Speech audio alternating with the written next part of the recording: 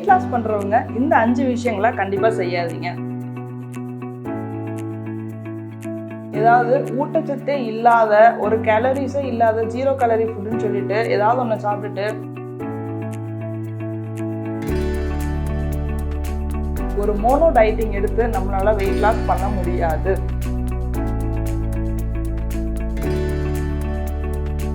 Weight loss பண்ணணுங்கிறது நம்மளுக்கு வேணுங்க, நம்மளோட கோல் தான். இந்த வெயிட் லாஸோட சேர்த்து நம்மளோட ஹெல்த்தையும் நம்ம பார்க்கணும் இல்லையா? என்னெல்லாம் கிடக்குதோ அதெல்லாம் நிறைய ஸ்நாக்ஸை எடுத்து பொறிக்க ஆரம்பிப்போம். அதனால மீல்ஸை ஸ்கிப் பண்ணாதீங்க.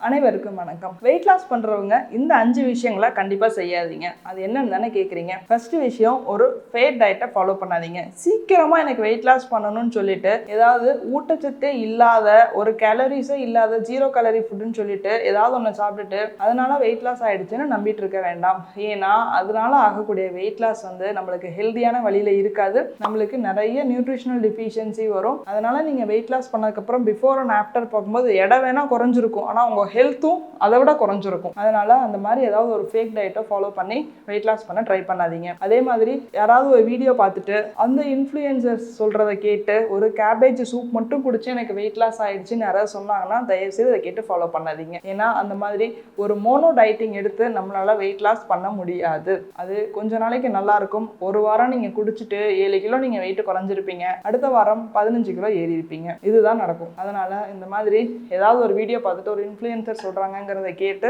வெயிட் லாஸ் பண்ணாதீங்க. மூணாவது விஷயம் என்ன அப்படின்னா, ஷார்ட் டேர்ம்ல எதையுமே பிளான் பண்ணாதீங்க. நான் ஒரே மாசத்துல 10 கிலோ குறைச்சிருவேன், ஒரே மாசத்துல 15 கிலோ குறைச்சிருவேன், அதுக்கு ஒரு ஷேக் நான் குடிக்கிறேன். அது சரியான மெத்தடும் கிடையாது. அதனால நம்மளுக்கு உண்மையான வெயிட் லாஸும் நடக்காது. அதை ஃபாலோ பண்ண வேண்டாம். உண்மையான வெயிட் லாஸ் எப்ப நடக்க ஆரம்பிக்கும் அப்படின்னா, ஒரு 3 மாசத்துல இருந்து 6 மாசம், ஒரு வருஷம் இப்படி நீங்க ஒரு ஹெல்தியான ஹேபிட்ஸ் நீங்க மாத்திக்கிறீங்க, டெய்லி ஒரு எக்ஸசைஸ் ரொட்டீன்குள்ள இருக்கீங்க, ஒரு பேலன்ஸ்டான மீல் எடுத்துட்டு இருக்கீங்க அப்படின்னா அந்த அளவுக்கு நமக்கு டைம் எடுக்கும். அப்படி நம்ம வெயிட் லாஸ் பண்ணும்போது அது சஸ்டைனபிளாகவும் இருக்கும். நம்ம நிறைய ஹெல்தியான ஹேபிட்ஸே நம்ம டெவலப் பண்ணியிருப்போம். இன்னொரு விஷயம் என்ன அப்படின்னா, நம்மளால லாங் டேர்முக்கு ஒரு விஷயத்த செய்ய முடியும். நிறைய டிசீஸை வராம ப்ரிவென்ட் பண்ணிக்கிறதுக்கான ஒரு ஆஸ்பெக்டாகவும் அது இருக்கும். மோரோவர் நம்ம இந்த ஹோல் டே ரொம்ப எனர்ஜெட்டிக்காக இருக்கிறதுக்கும் இந்த மாதிரியான ஒரு வெயிட் லாஸ் ரொம்ப ஹெல்ப்ஃபுல்லாக இருக்கும். லாங் டேர்முக்கு எடுக்கும்போது ஷார்ட் டேர்முக்கு எதையாவது பிளான் பண்ணிட்டு ஒரே மாசத்துல பண்றேன், 10 நாள்ல குறைக்கிறேன், 20 நாள்ல குறைக்கிறேன், யாராவது தம்ப்நெயிலுக்காக அவங்க கண்டென்ட்டை போட்டுட்டு போயிருப்பாங்க, அதை நீங்க ஃபாலோ பண்றேன்னு சொல்லிட்டு அந்த வீடியோவை பார்த்துட்டு நீங்களும் லைஃப்ல ஃபாலோ பண்ணணும்னு நினைச்சீங்கன்னா கண்டிப்பா அது ரிஸ்க் ஆக போகுது. அதனால இந்த மாதிரியான விஷயங்களை செய்யாதீங்க. அதே மாதிரி நான் வெயிட்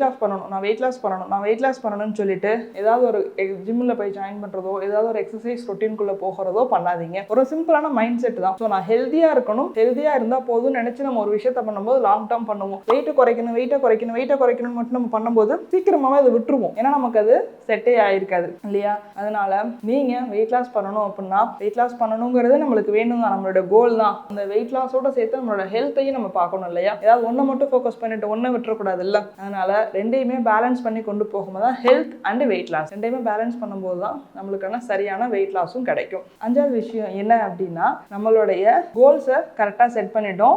அடுத்து மீல்ஸை ஸ்கிப் பண்றது. நான் வெயிட் குறைக்கணுங்கிறதுக்காக காலை சாப்பாடை ஸ்கிப் பண்றதோ, நான் வெயிட்டை குறைக்கணுங்கிறதுக்காக நைட்டை ஸ்கிப் பண்றதோ, ஒரு மீல் 2 மீல் ஸ்கிப் பண்ணா நீங்க வெயிட் லாஸ் பண்ணலாம் நினைக்கிறது ஒரு பெரிய மெத்து தான். அந்த மாதிரி பண்ணாதீங்க.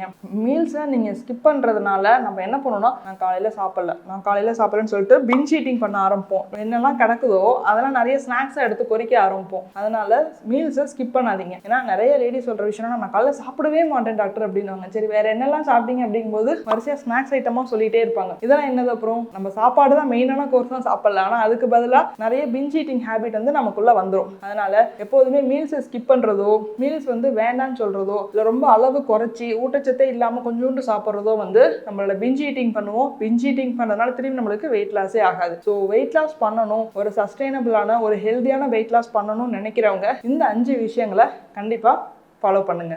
நன்றி.